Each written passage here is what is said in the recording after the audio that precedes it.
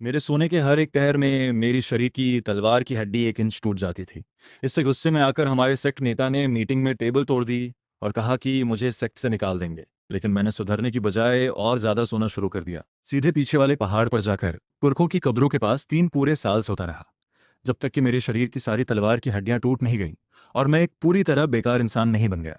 पूरे सेक्ट ने मान लिया कि अब मेरा कोई इलाज नहीं। यहाँ तक कि जिस चिंग वेन सीनियर सिस्टर ने मुझसे डबल कल्टीवेशन का वादा किया था, उसने भी मुझे छोड़ दिया और रिश्ता तोड़ लिया। लेकिन मैं सपने में मुस्कुरा रहा था, क्योंकि आखिरकार मैंने सिस्टम को एक्टिवेट करने की कंडीशन पूरी कर ली थी। दरअसल मैं जन्म से ही तलवार की हड्डी वाला एक बड़ा टैलेंटेड था।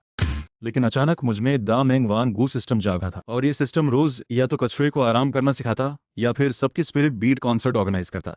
इस वजह से नए डिसाइपल्स मुझे रोज एक एग्जाम्पल की तरह इस्तेमाल करते और हंसते कि मैं किसी काम का नहीं। लेकिन उन्हें नहीं पता था, सोते सोते सिस्टम एक्टिवेट करने के इन 10 सालों में मैंने सपने गॉड्स को मारा, डीमंस को खत्म किया, यहाँ तक कि हेवंस डाओ को भी मैंने सपने में सिर पर मार कर तोड़ दिया था। और आज जब मेरा सपने वाला सबसे बड़ा स्किल पूरी तरह रेडी हो गया था और मैं जागने वाला ही था, तभी उस दिखावटी और झूठी जूनियर सिस्टर सू चर्च ने सबके सामने मुझ पर इल्जाम लगाया कि मैंने उसका पर्सनल सैशे चुराया। अगले ही पल मेरी पुरानी टूटी फूटी झोपड़ी का दरवाजा एक जोरदार लात से टुकड़े टुकड़े हो गया।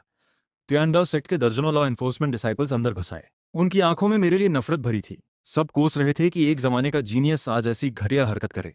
सेक्ट के नए नियम के हिसाब से मेरे चारों अंग काटे जाने चाहिए थे। सेक्ट में एक सख्त रूल था, अगर कोई फीमेल डिसाइपल के साथ कुछ गलत हो तो लॉ हॉल उसे पूरी प्रोटेक्शन देगा, और सच साबित होने पर उसे एक हाई क्वालिटी एक्साइज हुई दान मिलेगी, साथ ही 100 प्रीमियम स्पिरिट स्टोन्स भी। और अगर मामला बहुत सीरियस हो तो विक्टिम सीधे इनर सेक्ट में बिना एग्जाम के जा सकती है और सुप्रीम एल्डर उसे पर्सनली सिखाएगा। सुचेचा का सबसे बड़ा फैन जाओ तियान एक पागल कुत्ते की तरह रहा। उसने मेरी फटी कमीज का कॉलर पकड़ा और चिल्लाया, लिन फैन कमीने, क्या तुमने ही चेयर जूनियर सिस्टर को परेशान किया? उस वक्त मैं अभी अभी अपने हजारों साल के सपने से निकला था। मेरी आंखों में अभी भी एक सुकून और आलस था। जाओ तियान की आग उगलती नजरों के सामने मैंने बस एक आलसी जम्हाई ली और हाथ हिला दिया। इस लापरवाही ने जाओ को और भड़का दिया। वो मेरा सिर काटना चाहता था, लेकिन पास खड़े एक समझदार डिसाइपल ने उसे रोक लिया। जाओ सीनियर ब्रदर, शांत हो जाओ। लिन फैन भले ही बेकार है, लेकिन वो कभी हमारे सेक्ट का पहला जीनियस था। अगर उसने सच में कोई जुर्म किया भी है तो फैसला क्रिमिनल लॉ एल्डर को करना चाहिए। अगर तुमने अभी उसे मार दिया तो कोई गवाह नहीं बचेगा। इस समझदारी भरी बात ने जाओ तियांग को आखिरकार पूरी तरह पागल बना दिया।